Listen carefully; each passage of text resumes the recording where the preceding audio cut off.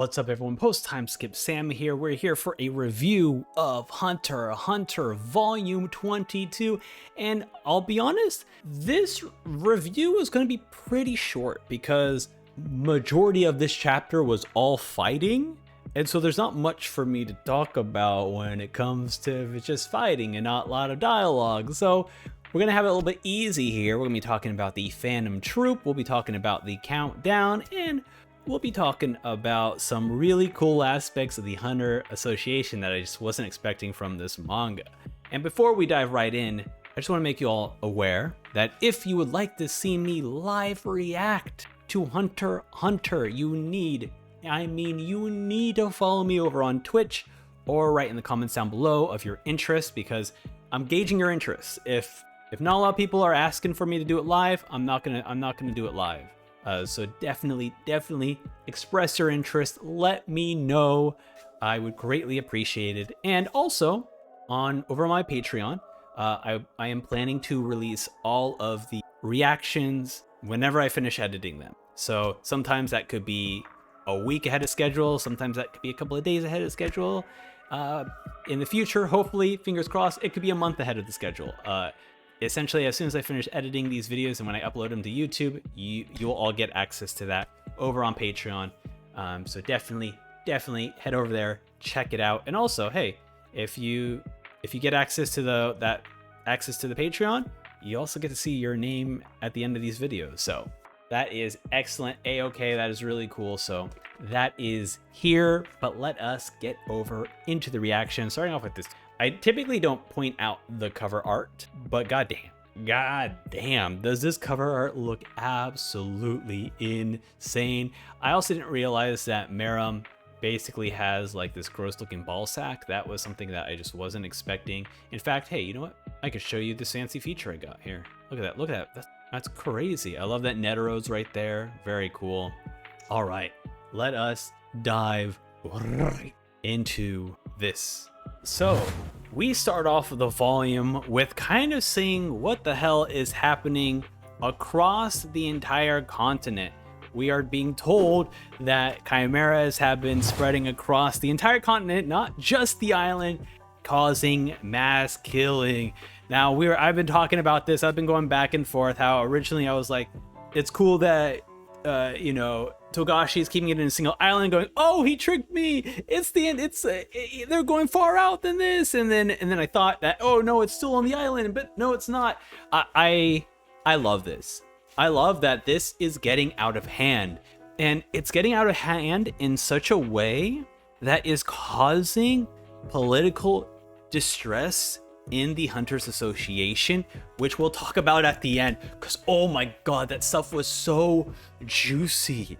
And what I love even more what they did is that they were like, yo, let's get back to the Phantom Troop showing up. They're like, you're on, because we learn, right, because this is the Americas that we're here, and we learn that, oh god, oh no, they're attacking Meteor City, and we have the Phantom Troop ready to strike down because Queen Zazan is here. We are praying to the Queen. Also, fun fact, I had no idea that this was Sphinx at all.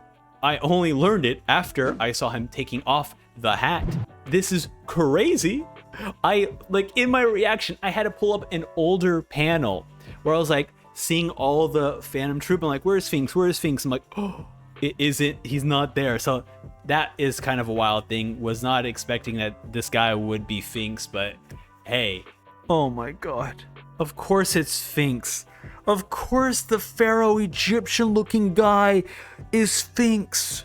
Oh my god. Yeah, I just connected the dots. Okay, that's fine. Hey, you know what? We're gonna keep on going. Okay. Anyways, Zazan, she has a terrifying ability where her little pin needles actually basically turns you into grotesque looking beasts and monsters. And that is essentially what is happening throughout Meteor City. As the Phantom Troop are heading to Meteor City, they're like, dude, this is all messed up. And so they're like, let's take down the queen. And what I love so much is that they are just having so much fun with everything. Everyone, Bono, Kaluto, Finks, Stall, Shizu, Phaeton, everyone is just having a blast fighting these chimeras. They're not even sweating. The Finks is just like, all right, first one to kill the queen becomes acting leader. Let's go, team. And I love that we actually finally get to see Bonono in action. He is the mummy, and we learn that he is an experienced Baps, which is essentially a part of the Gyo Donzond people, where he is basically kind of the exalted deity kind of status, because they basically have holes in them, and as they move around, the wind that whistles through these holes makes beautiful sounds. And so they are basically musician fighters, and that, what a unique idea for a person. At the same time, the amount of detail that Togashi went in to develop this group, this culture, to tell us that they have all been basically eradicated, it really reminds me that I'm really curious about the real world connection that this group of people have to a real group of people out there somewhere. And it obviously maybe not holes all throughout your body, but Togashi, he cares so much about the lore, and maybe that's just because his fascination with history, his fascination with just the world in general. He's able to write these very unique cultures and people that feel like they could exist in the real world. It's very wonderful. Obviously, they wouldn't be doing something like this, but it's very cool. It's super cool, and he has a lot of really cool abilities that make it absolutely insane. I don't know what happened here. He created Jupiter, so through the act of sound and wind. So I think I need to maybe learn that. That would be cool. But hey, you know what? I'm glad, because he killed the guy who killed Ponzu. So absolutely get wrecked, little beast. And what's so good is that, like I said before, no one is sweating this. No one is sweating this. Let's take Finks, for example. Let's just take Finks, for example. Finks was fighting a gorilla, and then we see him wind up his arm, and as soon as he does a single punch, and his hand is like vibrating right as he does it, a single punch, it just eviscerates the enemy. The enemy becomes just guts, just guts, right? Here's the wind up. He's like winding up his arm, though you see his hand vibrating, and then as soon as he releases his fist, just destroyed. This is just such a perfect way for Togashi to actually show us now the special abilities that the Phantom Troop have, without making it seem weird, because yes, they got into the Yorbians continent, and now they are wreaking havoc all throughout. And of course, in Meteor City, where the Phantom Troop are absolutely just insane. We get another moment with Stall, where Stall is fighting this beetle guy, and he's like, okay, let's see if I can fight him without getting hit. And he gets hit, and he's like, damn, that sucks. I'm just gonna pull up my phone. And he's just chilling here. And then this little dweeb is like, oh, I'm actually remote controlling him, so you can't remote control him. And he's like, well, you know what? I'm gonna remote control myself. And then he goes Super Saiyan mode and absolutely just obliterates the enemies. It's and he also has a side effect, right? He is still severely injured and also does not remember what happened. There's just so many awesome reveals about the Phantom Troop's abilities that just like, they tease you, right? And from what we got throughout this, hold on, we get Togashi blesses us with Shizuku getting naked. And we also get unfortunate confirmation that, yes, in fact, this spider guy is shooting webs out of his anus. And the fact that we get the detail that Shizuku notices that his anus switches twice before spewing his web. Togashi, we don't need to know every detail about everything, okay? We don't need to know that at all. I'm good. Oh, also, we got this fine outfit from Shizuku as well. Thank you so much, Togashi. You know exactly what I want, man. Thank you so much. I appreciate it. Either way, there's so many other fights happening in this. Kaluto going absolutely nutty. The fact that Kaluto has, and keep in mind, we don't know Kaluto's full abilities yet. Because on one hand, she's able to hear everyone talk by like cutting them all out. And on the other hand, she has abilities like this. There was another ability where she just like was placing papers on the enemy. And I wasn't quite sure what that ability was, because we see that her paper cuts through basically steel pipes, whatever. And I was thinking that, oh, she's putting paper on you because that then turns you into paper for it to be easier to cut. But that doesn't seem to be the case because she doesn't really mention that at all. We also start to see more of her sadistic side, much like the rest of the Zoldyck family, where she's like, man, I have to stop toying with my prey with those killer eyes. Dude, man. Oh, and the fact that she is doing all of this to save her brother.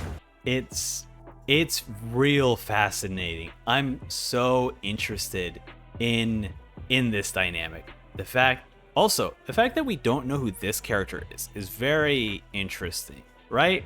Because we know Piggy, we know Illumi, Kaluto, Killua, and Mother. Who the hell is this? Very strange. I'm not quite sure who this is. At the same time, I'll be honest, there is another I just thought of this right now, and I don't know if I'm right or wrong, but what if Phaeton is his Zoldyck family? Like, cause he's very assassin-like. When we see Phaeton actually fight, he's very cocky. He has hidden blades. He moves real fast. At the same time, Killua would have said something, Kaluto would have said something, so probably not. But it's very interesting that we just haven't met the other sibling.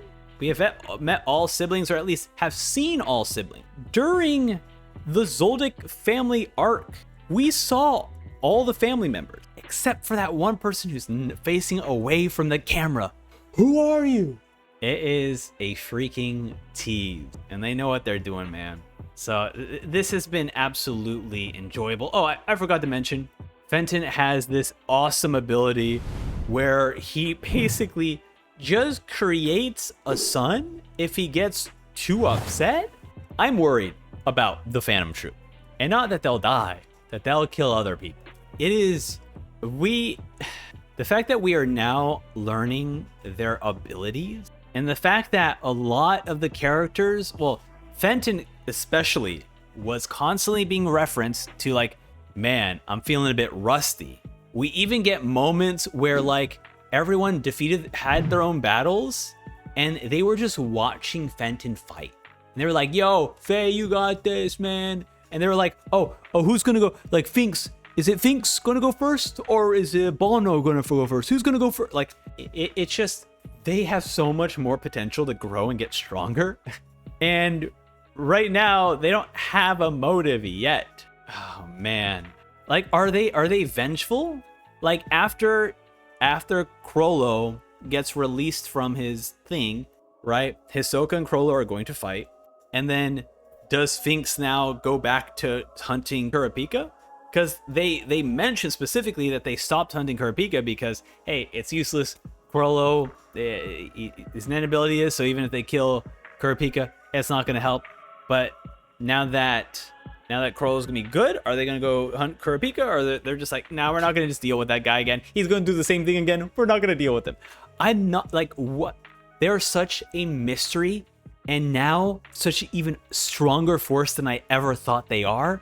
It's crazy. But overall, I love all this. This was such a wonderful moment to see more of the Phantom Troop. I wasn't even thinking about it. I love that we get this moment where they finally kill Zazan, and all the people that Zazan basically transformed are still alive, but they're no longer under her control. And they're all asking them to kill us. Like, just kill us, please. And Finks is like, yo, you guys are from Meteor City. we're not going to mercy kill you. You know how it is. It's fight to the death. Come at us. And I love that all the Phantom Troop members all gather their weapons to ready for a fight. It's one of those moments that is just really, it's really cool because yes, it's horrifying that they're fighting the inhabitants of Meteor City, but we know what happens in Meteor City. We know how horrifying and horrible and awful it is to be in Meteor City. But there is that sense of community when Finks is reaching out to these people, right? He's not like reaching out to your humanity in some way. He's like, he's doing it more. He's like, yo, we are from the same city. We know how hard it is. We know what it's like. And we know we don't just mercy kill each other. We know we have to fight for it. And so that stuff is just very cool. Just such a cool dynamic. Once again, adds so much to the world building of Hunter x Hunter, especially since we're getting glimpses of Meteor City. We have yet to get glimpses of potentially, hopefully, their backstory sometime soon. Speaking of backstory, ring, ring, ring, ring, we get a phone call, and it is from Nobunaga. And I love this because we don't know what Nobunaga says. All we know is that Finks is upset because he wanted to be Chrollo, and he was being made fun of. This one is just wonderful because it just shows just how much they all care for each other. They are just such a tight-knit, wonderful group of characters that just care so much for each other. And so it's really cool to leave off on a little bit of a cliffhanger with them because Nobunaga is requesting for their help. And it's Nobunaga we're talking about. That man does not request for help. So very curious what is occurring. Is it a Chimera Ant situation? Or is this the last that we see of them in the Chimera Ant arc?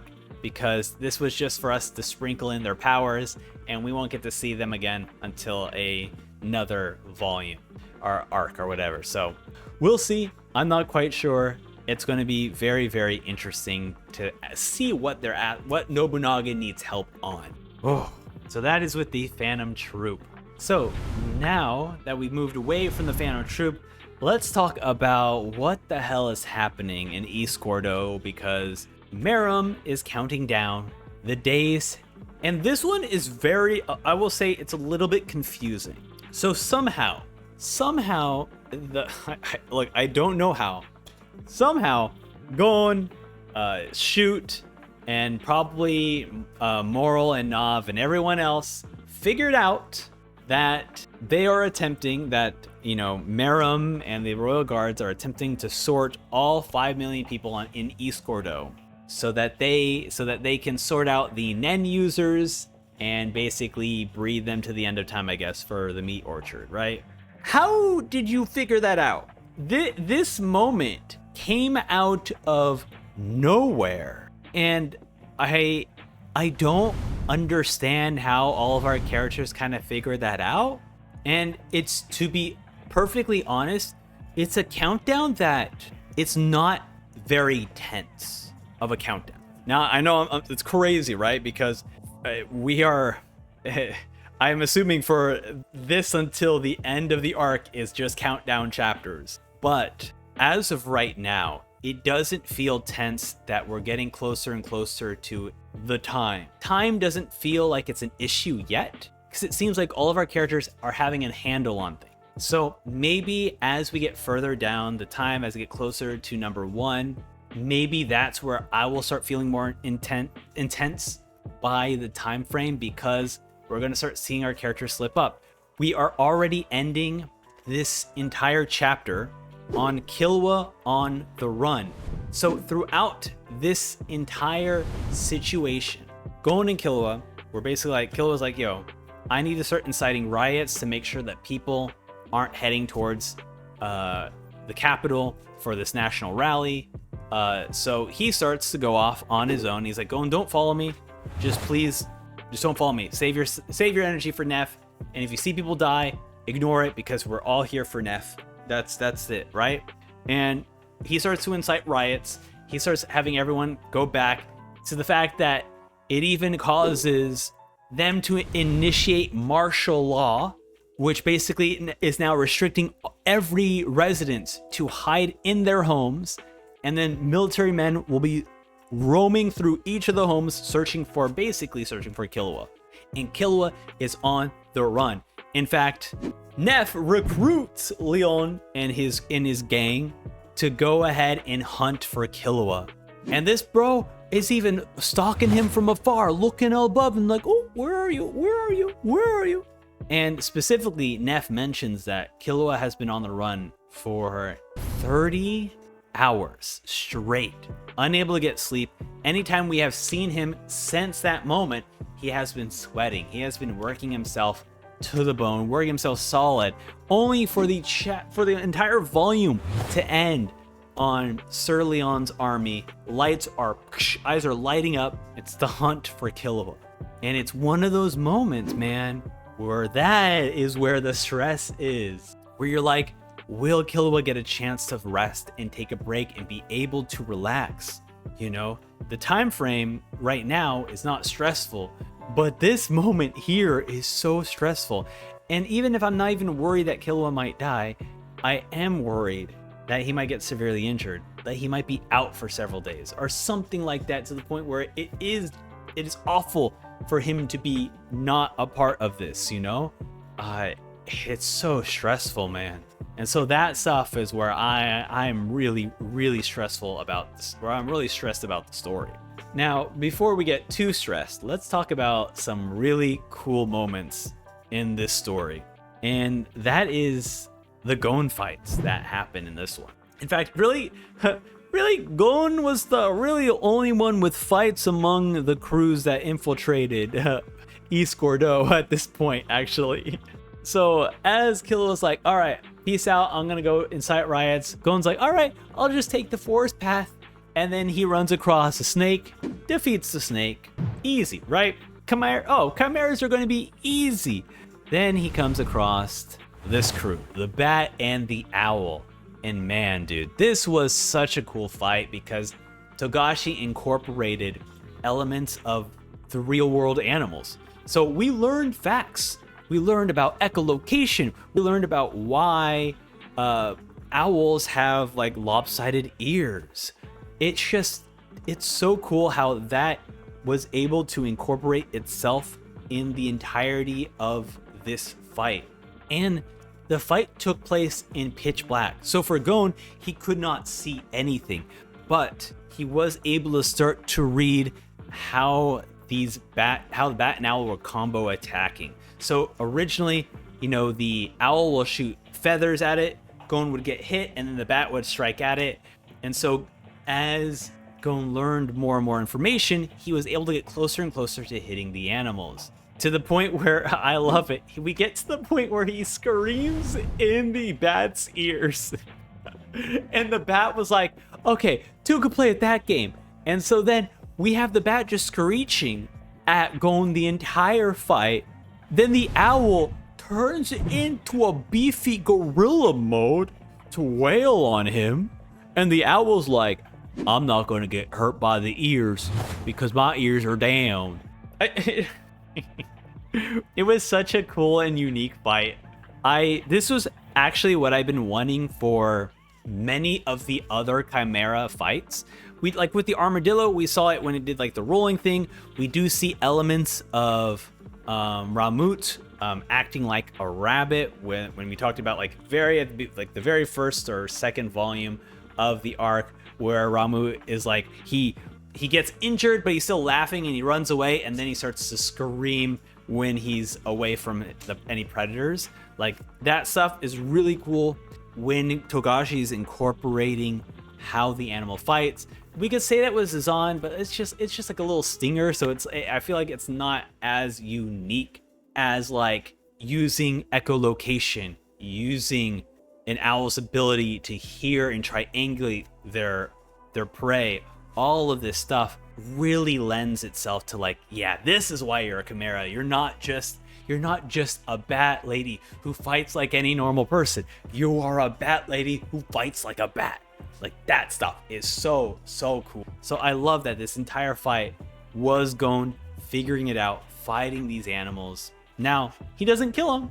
Going against Killua, well, I guess Killua would also say that too. But going against Kite's, thing about like you need to kill him. You know, Gon's like, I'm not that for. We do get a very funny gag where he just punches the bat lady into the wall. Very good. And then we also get him going like, I'm going to smack you, and then just sends him off. And we even get the little bing, the star in the back of how far he went. All just very fun, very goofy.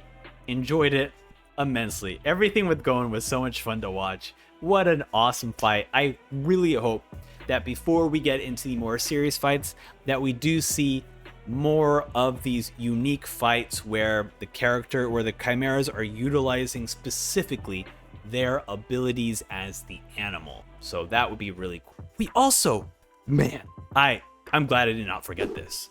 Shia has some ability, we don't know yet, that allows the chimeras to unlock a new ability. Leon mentions this to Chidu, and it appears that Leon has this ability. I'm assuming it has something to do with all of these eyes. As being a lion, as being the king of the jungle, lions typically have command over a variety of different animals because of their status as a lion. I'm curious if this allows Leon to like actually control other chimeras, right? So we might see what his, well, I mean, we will see what his does. He even asks, I don't have an image of this, but he asked Chidu to just go to the castle just to speak to Shia so he can get this, which is insane. So we're already going to have some of our chimeras just become even more powerful with some other special ability that we have yet to learn about. So I am desperately scared. But at the same time, it sounds like Shia might be more of a support character, so maybe Knuckle and Shoot have a pretty decent job at fighting him, right? Is it Knuckle and Shoot that are gonna fight them? No, it's not. They're fighting Menthu, so it's more. Oh, it's Moral and Nob. If Togashi is putting Moral and Nob to fight Shia, then I don't think it's gonna be an easy fight. I don't think so. Not at all. Holy. Whew. Well, I guess that's all. There's nothing. I'm checking my notes. You know, there's nothing else we can talk about. I know this is gonna be short, but like I said, there's just a lot of fights happening. You know, so there's just not much. Oh wait, and it's the most exciting, most thrilling part about this whole freaking arc. That I'm so excited. It's the Hunter Association. So Moral and Nob, well specifically Moral, gets really passionate, very heated that the Hunter Association has been sending in temp hunters. And even though Moral and Nob have requested specific hunters, they were sending in temp hunters to go and take down these chimeras, and guess what? The chimeras aren't dying. In fact, the leaders are getting away. So they're sending in the wrong people for the wrong job. And it's great. I love this because now we're getting an insight into more of the world, into more of that little bit of the Hunter Association is not all that clean. It's because of specifically the vice chairman, the successor to the chairman. And oh my god, the amount of scum from the vice chairman is so freaking juicy. As we are learning from Moral about the vice president and about the Hunters Association, they purposefully are sending in temp hunters, and they are purposely being very slow about making decisions, because for them, if 5 million people die, that means that people don't want the chairman to be chairman anymore. So who's next up for the election? Well, the vice president, the person who opposed everything the chairman does and says and whatever. It's such a scummy character, and I freaking love it, dude.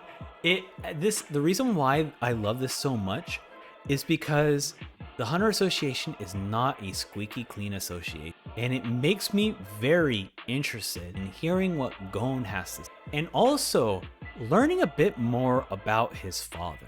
Because if this Hunter Association isn't so super squeaky clean, this Hunter Association, at least specifically this vice chairman and the board, are going completely against what Gon believes, and I assume what Ging believes. So are they just going to accept? Are they just going to allow this to happen? Like, that's what's like so exciting about this, because politics they're scum.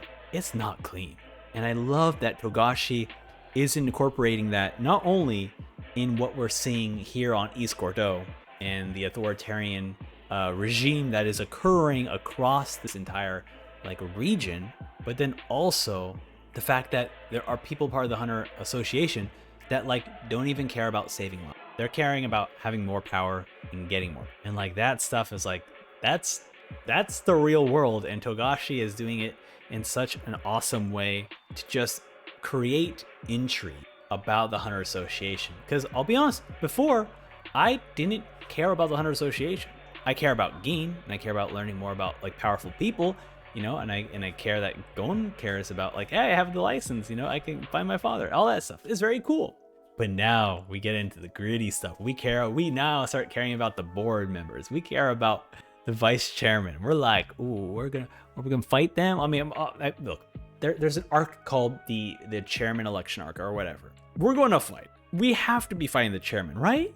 But then does that revoke us of getting access to the Hunter? Like, if we fight the chairman, if we fight the vice chairman, can he then revoke our Hunter license card? Like all this stuff is so interesting. The fact that we have Moral just upset, yelling, he's like, he knows this is real, but he can't do anything because, you know, it just will, obviously it'll look very bad on the chairman. And at the same time, like they'll probably revoke his license card, his Hunter's license. So it's such a, man, you know what it is? Togashi has been showing us the different types of powers throughout this story. And sometimes Gon's been able to fight it with his fists, sometimes with his intelligence, sometimes with much more training. But what if you can't use any of those besides political power? How do you fight political power? Sometimes it's with violence. I mean, that's technically what they're doing here. They're fighting this authoritarian regime, which I guess now is a monarch due to Meruem. But what about the Hunter? If you fight the vice chairman, your license get revoked? Does a bounty go on your head where the Hunters attack you? Like, what happens? Like, that stuff is so interesting to me. Man, dude, I'm so excited. I'm so excited, man. That's it for my review of Hunter x Hunter. This was a very short video, but like I said, there's a lot of battles happening, and it's really difficult for me to describe the fighting. Like, oh, the punch happened in this punch, you know? So I'm trying my own thing, but hey, let me know in the comments about if you want to hear me talk about fighting, about some of the fighting scenes. Like, let me know what your thoughts are about maybe how I should approach those fight scenes. Maybe my approach is a lot different. Also, this is a cool map of where all of our characters are, as well as characters that we haven't met yet, because there's a lot of question marks all throughout. Very, very fun. I always love these maps because they just show us like, hey, here are all the locations of where everyone is. This was absolutely a great volume. So excited, man. Togashi just keeps on cooking. We're going to be back for volume 23 in a couple of days with my reactions. Consider joining the Discord, joining the Patreon for some early access to Hunter x Hunter. Consider liking and subscribing. That tells me you like the videos. And also, if you want to see me live react to Hunter x Hunter, definitely follow me over on Twitch and comment down below. Let me know your interest, because I do want to see if there are enough people interested in me live streaming. I will definitely live stream. But if there's only a couple people interested, probably won't live stream. So I have to make it clear. Like, if you guys need to show up if you guys want to see me live stream. And I have all the stuff and materials ready, you know, so it can happen. So definitely follow the Twitch for sure if you are, and comment down below. Either way, hey, thank you all so much for watching me talk about Hunter x Hunter. This has been some of the most fun I've had going through a manga with all of you. It's been, dude, I didn't know Togashi's game. God damn, it's so freaking good. See you later. Goodbye now. Bye.